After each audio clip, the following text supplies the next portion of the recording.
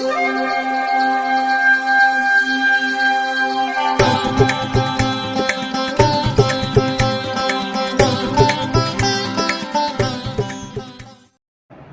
வசந்த காலம் YouTube channel வாயிலாக ஜோதிடர் சண்முகப்பிரியன், சென்னை அடையாறிலிருந்து மாதாந்திர ராசி பலன் பார்த்துட்ருக்கோம். அதில் குரோதி ஆண்டிற்கான பலாபலன், அதில் முதல் மாதமான குரோதி ஆண்டு பலன் இல்லை, இது வந்து மாசப்பலன். குரோதி ஆண்டில் வரக்கூடிய சித்திரை மாதத்திற்கான பலாபலன், அதுவும் கடகராசிக்காரர்களுக்கு எப்படி இருக்கும் அப்படின்னு பார்க்க போகிறோம். சூரியனை மையமாக வைத்து சொல்வது மாத பலன், சந்திரனை மையமாக வைத்து சொல்வது தினப்பலன். அவ்வகையில் சித்திரை 1ஆம் தேதி மீனத்திலிருந்து மேஷத்துக்குள்ளே சூரியன் வருகிறார். ஏனைய கிரகங்களின் மாற்றம் எவ்வாறு இருக்குது அப்படின்னு பார்த்தோம்னா, 22/4/2024 மீனத்துக்கு செவ்வாய் வருகிறார். 25/4/2024 மேஷத்துக்கு சுக்கிரன் மாறுகிறார். 1/5/2024 அதாவது மே 1ஆம் தேதி மேஷத்திலிருந்து குரு பகவான் ரிஷபத்துக்கு வரார். குரு பயிற்சி அன்னைக்கு தான். அதுக்கப்புறம் 6/5/2024 மேஷத்துக்கு புதன் மாறுகிறார். இந்த மாற்றங்கள் எல்லாமே கடகராசிக்காரர்களுக்கு எவ்வாறு பலனை செய்யும் அப்படிங்கிறத நம்ம பார்க்க போகிறோம். இப்போது இந்த கடகராசிக்காரர்களுக்கு இந்த மாதம் ரொம்ப எக்ஸலண்ட்டாக இருக்குது, சூப்பராக இருக்குது. ஒரு சில ராசிக்காரர்களுக்கு ரொம்ப நல்லாயிருக்கும். அதில் கடகராசிக்காரங்களுக்கு அடித்து சொல்லலாம் இந்த மாதம் சூப்பர் மாதம். எல்லா கிரகங்களும் நல்லா இருக்குது. இந்த சனி பகவான் மட்டும்தான் உங்களுக்கு ராசிக்கு 8ஆம் இடத்துல இருக்கார். மற்ற கிரகங்கள் எல்லாமே உங்களுக்கு சிறப்பான பலனை செய்யுது. அது ஒன்று ஒன்றா பார்ப்போம். முதல்ல வருஷம் பிறக்கும் போதே உங்களுக்கு யோகம். அந்த மாதம் சித்திரை மாதம் பிறக்கும் போதே யோகம். 2ஆம் இடம் என்பது நம்மளுடைய வாக்குஸ்தானம், தனஸ்தானம், நம்மளுடைய நேத்திரம்னு சொல்லக்கூடிய கண்ணை குறிக்கக்கூடிய இடம், நம்மளுடைய குடும்பத்தை சொல்லக்கூடிய இடம். இந்த ஸ்தானத்துக்கு உரிய கிரகம் உச்சமாகிறார். அவர் சித்திரை மாதம் தான் உச்சமாவார். இப்போ சித்திரை மாதம் உச்சமாகும்போது அங்கே குருவும் அங்கே இருக்கார்.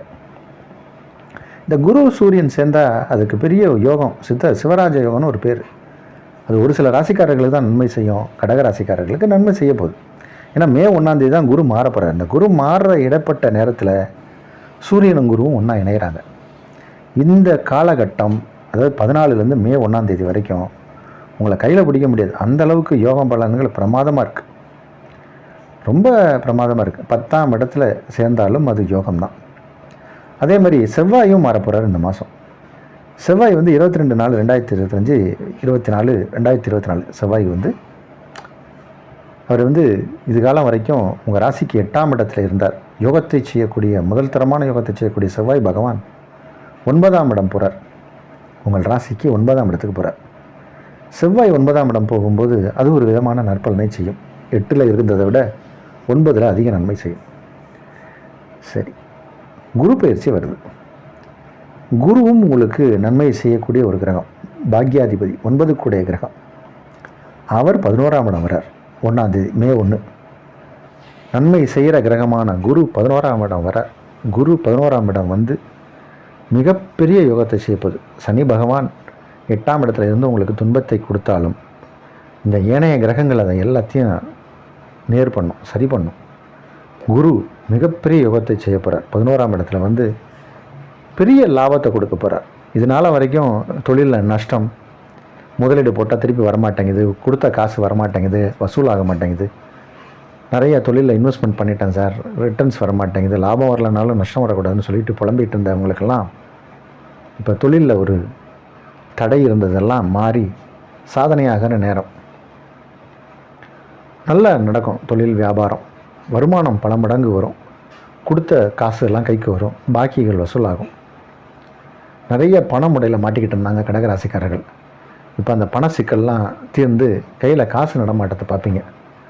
காசு நடமாட்டமே பார்க்க முடியல சார், 1 ரூபாய்க்கு 2 ரூபாய்க்கு என்ற மாதிரி இருக்குது சார் நிலமை அப்படின்னு சொன்னவங்களுக்கெல்லாம் இப்போ லட்சங்களும் கோடிகளும் பொருளும் கையில். அந்த மாதிரியான ஒரு நேரம் இது. பணப்புழக்கங்கள் அதிகரிக்கும். ரொம்ப நேரம் நல்லா இருக்குது. 11ஆம் இடத்துக்கு குரு வரார்.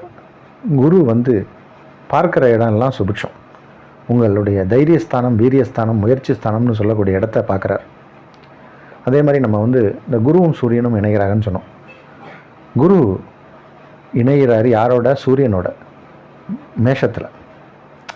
இந்த மேஷத்தில் வந்து சூரியன், ஏன்னா சூரியன் ஃபஸ்ட்டு இந்த சித்திரை மாதம் வந்து மேஷத்துக்கு வரும்போது அங்கே தான் ஏற்கனவே குரு இருக்கார். குரு மே 1 தான் மாறுறார். இந்த இடைப்பட்ட காலம் ஒரு 15 நாள் குருவும் சூரியனும் ஒன்றா இருக்கிற இந்த பீரியடு சிவராஜ யோகம் ஏற்படும். அப்போது என்னெல்லாம் நன்மை நடக்கும் அப்படின்னு பார்த்தோம்னா, சூரியன் 2க்குடைய கிரகம், அவர் 10ஆம் இடத்துக்கு போகும்போது தொழில் நல்லா நடக்கும். தனஸ்தானாதிபதி தனக்காரகனோடு இணையும் போது தனம், குடும்பம், வாக்கு, நேத்திரம் எல்லாமே பிரமாதமாக இருக்கும். நிறைய பேருக்கு வந்து ஐ டெஸ்ட் பண்ணணும், கண் ஆப்ரேஷன் பண்ணணும்னு நினச்சிட்டு இருப்பாங்க. இப்போ போய் டாக்டர்கிட்ட செக் பண்ணால், இப்போ விஷன் கிளியராக இருக்குது சார், இன்னும் ஒரு 6 மாதம் ஆகட்டும், ஒரு வருஷம் ஆகட்டும், அப்புறம் கொஞ்சம் கண்ணாடியை மட்டும் மாற்றுறேன் சார், கொஞ்சம் அட்ஜஸ்ட் பண்ணுங்கள், பவரில் எந்த சேஞ்சஸும் வராது, பார்த்துக்கலாம் அப்படிம்பாங்க. அந்த மாதிரி நிறைய நல்ல விஷயங்கள்லாம் நடக்கும். கண் தொடர்பான வியாதிகள்லாம் சரியாகும். குடும்பத்தில் இருக்கிறவங்க எல்லாமே உங்களுக்கு அனுசரணையாக இருப்பாங்க. நிறைய பேருக்கு வந்து மனைவி ஒரு இடத்துல வேலை செய்வாங்க, கணவன் ஒரு இடத்துல வேலை செய்வாங்க, பிள்ளைகள் ஒரு இடத்துல வேலை செய்வாங்க.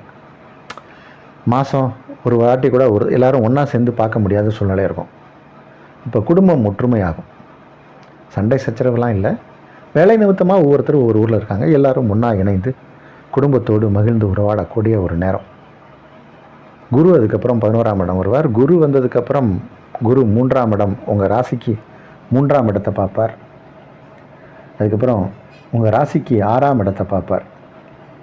அதனால் வியாதி, ஏதாவது கடன் வசூல், நீங்கள் யாருக்காவது பாக்கி கொடுக்கணும், கடன்லாம் இருக்குன்னா அதெல்லாம் சரியாக கொடுத்துருவீங்க. கடன் பைசல் பண்ணுற நேரம். நீங்கள் யாருக்காவது பாக்கி கொடுக்கணுன்னா அதெல்லாம் கொடுத்து செட்டில் ஆக்கிடுவீங்க. அந்த மாதிரியான நேரம். அதேமாதிரி குரு தனது 9வது பார்வையாக உங்கள் ராசிக்கு 7ஆம் இடத்தை பார்க்குறார். நீங்கள் திருமணமான ஆணாக இருந்தால் உங்கள் மனைவிக்கு இது யோகமான நேரம். உங்களால், நீங்கள் பெண்ணாக இருந்தால் உங்களால் உங்கள் கணவனுக்கு யோகம், ஏதோ ஒரு யோகம் நடக்க போகுது. இல்லை சார், நான் திருமண வயதில் இருக்கக்கூடிய ஆணோ பெண்ணோ அப்படின்னா திருமணம் நடக்கும்.